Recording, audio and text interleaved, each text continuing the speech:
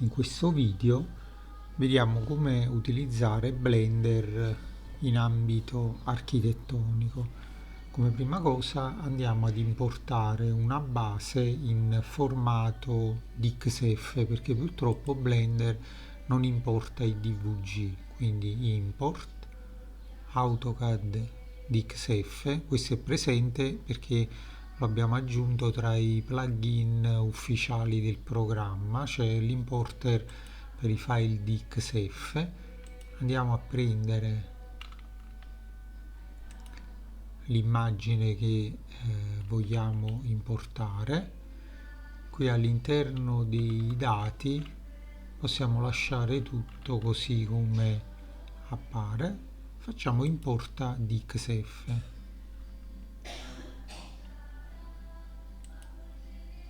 Aspettiamo che importi.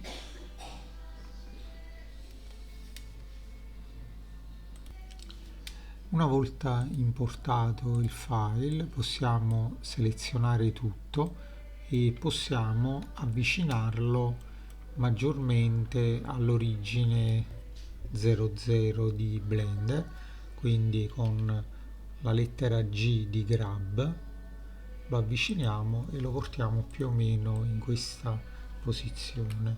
Possiamo cancellare degli elementi, diciamo, che non ci servono.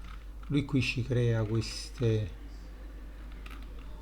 linee che, se non vogliamo vederle,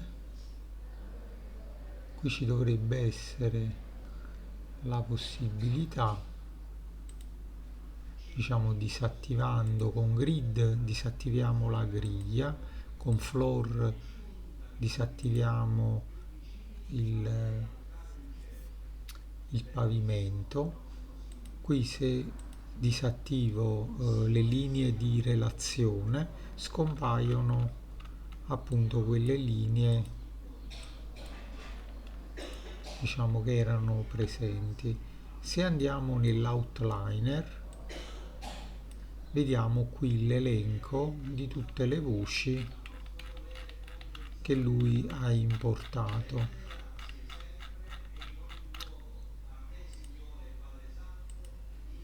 Ora, se io seleziono la prima voce e tenendo Shift premuto seleziono l'ultima voce, io seleziono tutti gli elementi, diciamo tutti gli elementi DVG. Se premo la M di Milano appare il comando sposta in una nuova collection.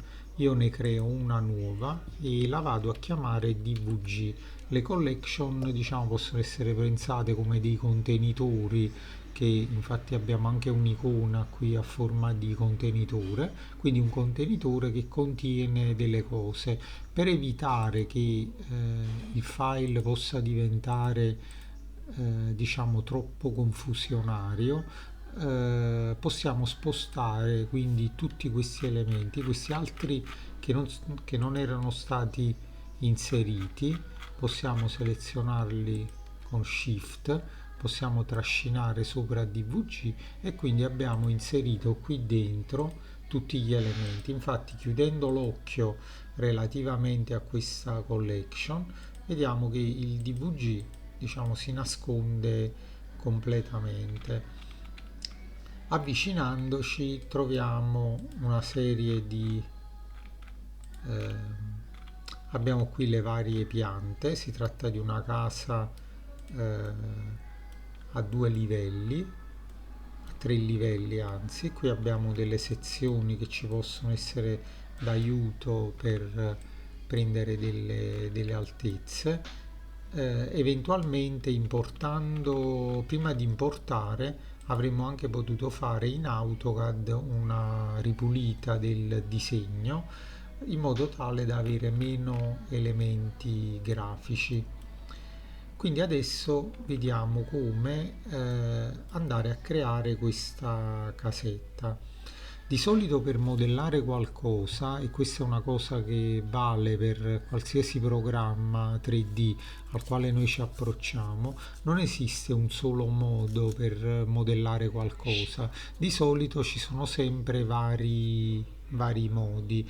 Io utilizzerò un metodo col quale mi trovo molto bene a modellare anche con 3D Studio Max e non utilizzerò plugin. Esiste un plugin Archipack molto comodo, ne esiste anche una versione gratuita e una a pagamento, però non voglio utilizzare quel plugin, ma voglio utilizzare diciamo i comandi base di Blender per vedere diciamo fin dove riesco ad arrivare. Quindi una volta importato andiamo a salvare il file, lo chiamo casetta Blender e vado a salvare il file in modo tale che nella seconda parte cominceremo a modellare eh, diciamo partendo dal piano interrato.